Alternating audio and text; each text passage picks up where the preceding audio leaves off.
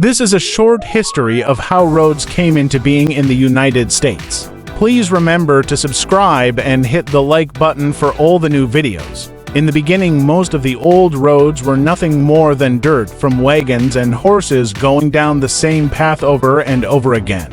You can imagine in the early 1900s as farmers used their wagons and their horses to bring crops into the towns. Every time it rained, it would make it impossible to get anything to the towns. So after cars were invented, we started trying to improve these roads. The first thing we did was chip seal them.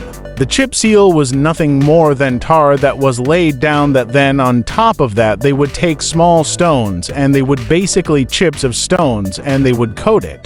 This worked pretty well to get the farmers out of the mud, and I saw some of the old plans, and they had the plans under this farmers program to get farmers out of the mud that dated back to the 1930s. This made it easier to transport their crops into the towns that were nearby. This worked well for a number of years, but as time progressed, the problem with it was you had more traffic on these roads and the stones would get loose, they would fly up, usually they would break windshields, and it was always a mess. In the 1970s, even most of your county and local roads were still chip sealed because it was too expensive back then to pave them.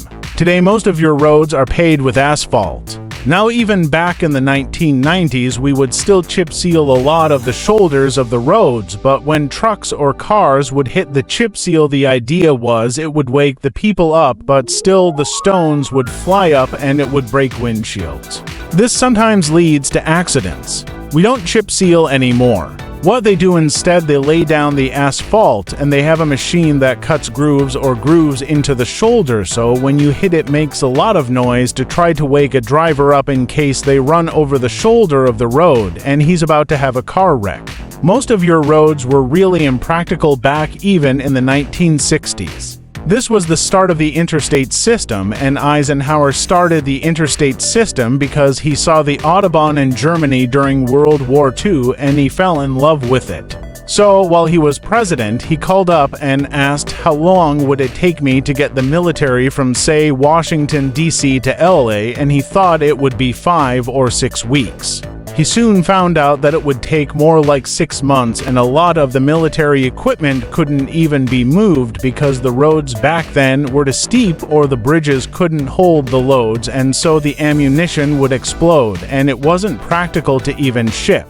You can't carry a 40-ton truck over a bridge that only holds 10 tons. This is because zero engineering went into roads. They would take an old road that just followed the path that was there. What if the road had a really sharp curve? You were on a horse or wagon going really slow.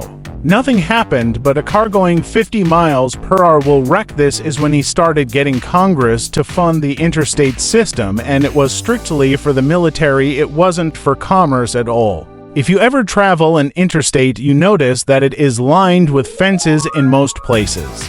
The reason is to have controlled access.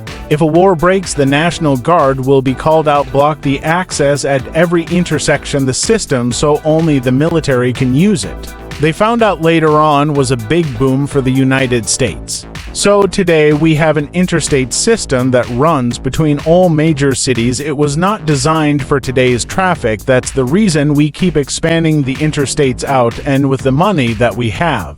But there has not been a federal tax increase on gasoline since the 1990s, so you can imagine for 30-something years you do not get a raise, so that was what happened. People think because of the gas tax there's a lot of money there. This isn't true. Roads are very expensive to build. They are far more expensive to build today than in the 1960s, but that is for a different video. The interstate carries roughly 25% of all the US traffic, but is only about 1.2% of the roads. About 29% of the fatalities. The interstate has a 0.8% death per million miles, while the local and other major roads are 3 times as high. You might wonder how a system with a lot more traffic and heavy vehicles has a way lower percentage. This is due to the roads being designed by engineers to be much safer. A lot of the other roads were just old dirt roads paved over. The curves are too sharp and you don't have enough sight distance for the speed limits.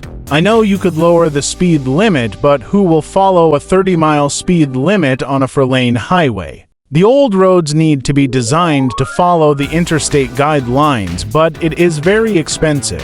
One road in my division has terrible vertical curves. It is extremely steep with houses lining it. It is a 4-lane undivided highway.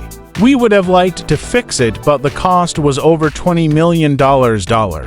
This was only one curve and there were a lot of deaths. While I was there, a family of 4 died because a log truck topped a hill and they were stopped trying to cross to their driveway. The whole road had 3 curves that needed to be fixed too. Still to this day, you have roads that are nothing more than old wagon paths. They have been widened and overlaid with asphalt. The curves have never been improved.